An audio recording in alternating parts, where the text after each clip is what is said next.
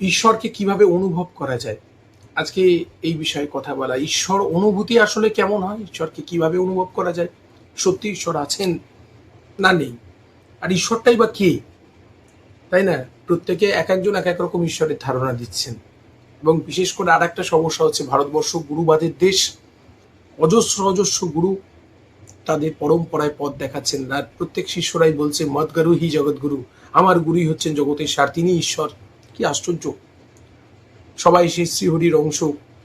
আসলে ঈশ্বর কেমন, ঈশ্বরের আকৃতি কেমন, আকার কেমন, ঈশ্বরকে কিভাবে বুঝবেন, তিনি আছেন, আজকে এই বিষয়ে কিছুক্ষণ একটা ধারাপাত হোক। আজকে আপনাদের সঙ্গে আমি আছি। নমস্কার, স্বস্তি বার্তা আপনারা দেখছেন। যদি মনে হয় আলোচনাটায় আপনি আগ্রহী শুনতে, প্রত্যেকে লাইক, শেয়ার, সাবস্ক্রাইব করে ভিডিওটার সঙ্গে শেষ পর্যন্ত থাকুন। ঈশ্বর অনুভূতি, এই শব্দটা আগে আসুন। ঈশ্বর হচ্ছে অনুভূতির ব্যাপার।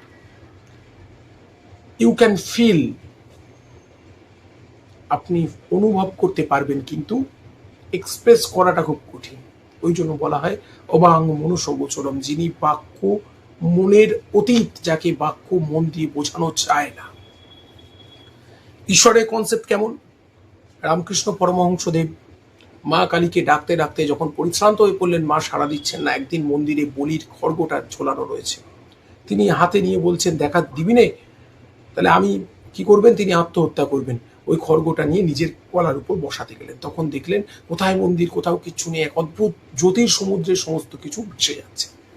তো এই জ্যোতির কথা সমস্ত মহাপুরুষরা ধ্যান করে বলেছেন এই অখণ্ড জ্যোতি, বা কেউ একে বলছেন ব্রহ্ম।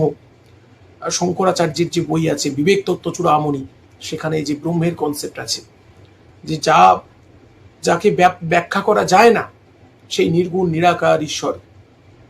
এই কমে বেদ যাকে বলছে একমেব অদ্বিতীয়ম, সে এক ও অদ্বিতীয়, এক ভিন্ন দুই, কিচ্ছু নেই, ঈশ্বর হচ্ছে সেটা। এখন কি সেই অসীম অনন্ত ঈশ্বর, যাকে কল্পনা করা খুব কঠিন, অন্য ধর্মের লোকেরা সে অসীম অনন্ত ঈশ্বরের কল্পনায় আছে, কিন্তু আমাদের ধর্মে দেখা যায় যে অসীম অনন্ত ধারণা করা আমাদের মতো ক্ষুদ্র এবং আমাদের মতো বিভিন্ন ক্লাসের মানুষদের, আমাদের কিন্তু অনুভব করা খুব কঠিন। তাই কি করা হলো, আমাদের সামনে এক একটি করে মূর্তি প্রকট করা হলো, এক একটি যার মনের যেমন ভাব। দেখুন, কেউ ক্ষীর খেতে ভালোবাসে, আবার কারো ক্ষীর খেলেই পেটে সমস্যা হয়, আছে না? কেউ দই খেতে ভালোবাসে, কারো দই খেলেই পেটে ট্রাভেল শুরু হয়ে যায়।